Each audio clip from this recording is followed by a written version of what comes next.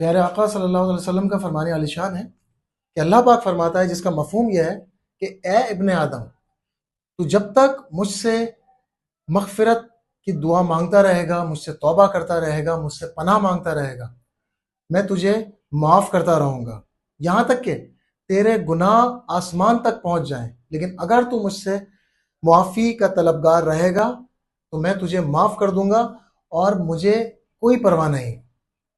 اس سے ہمیں لیسن کیا ملتا ہے؟ لیسن یہ ہے کہ ہم اٹھتے بیٹھتے چلتے پھرتے اپنے ظاہری گناہوں کو، جو پوشیدہ گناہوں کو، اس کے لیے اللہ سے معافی کے طلبگار رہیں، ہر وقت توبہ کرتے رہیں۔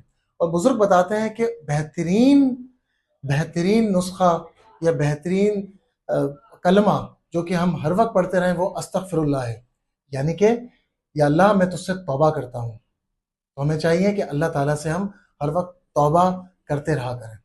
Thank you.